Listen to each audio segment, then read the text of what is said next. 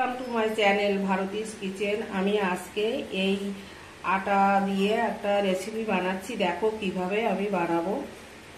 চলতো আমি এটা এবার বেলে নিচ্ছি ভালো করে।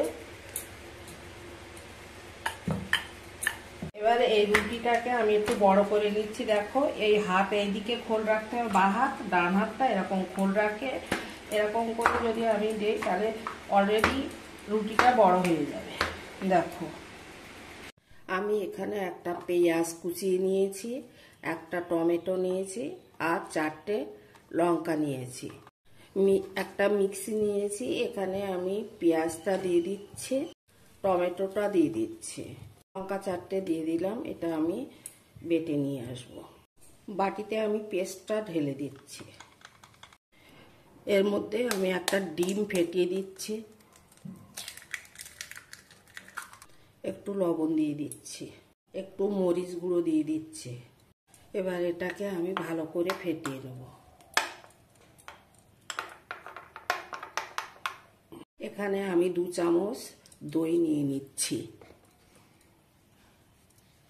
একটু লবণ দিয়ে দিচ্ছি, একটু গোলমরিচ দিয়ে দিচ্ছি।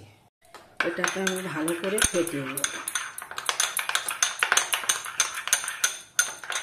ফ্রাই প্যানটা বসিয়ে দিয়েছি, গরম হয়ে গেছে। আমি রুটিটা ছেঁকে নিচ্ছি। রুটিটা আমি একটু চেপে চেপে ছেঁকে নেব। রুটিটা আমার ছেঁকা হয়ে গেছে, নামিয়ে নিচ্ছি। আমি ডিমের পেস্টটা এখানে দিয়ে দিলাম। এবার রুটিটা এর মধ্যে দিয়ে আমি এরকম চেপে চেপে দেব।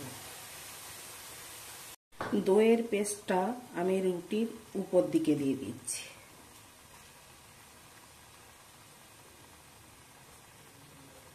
এক চামচ তেল আমি এই সাইড দিয়ে দিয়ে দিলাম।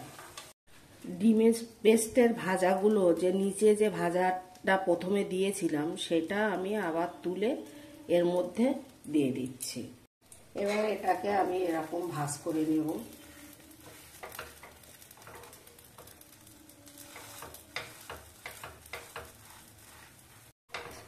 এইভাবে ভাজ করতে হবে। ভাজ করে নিলে দেখবা খুব টেস্টি লাগবে খেতে, খুব সুন্দর হয় এইভাবে খেলে।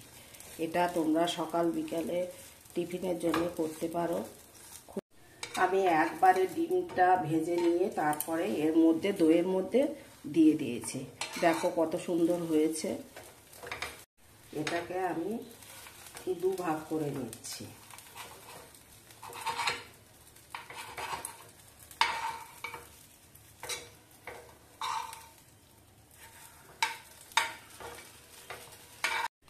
তোমরা এটা সসের সাথে বা আচারের সাথে খেতে পারো। রেডি আমার টেস্টি টেস্টি সকাল বিকালের টিফিন। তোমরাও বাড়িতে করে দেখো, খুব সুন্দর হয়।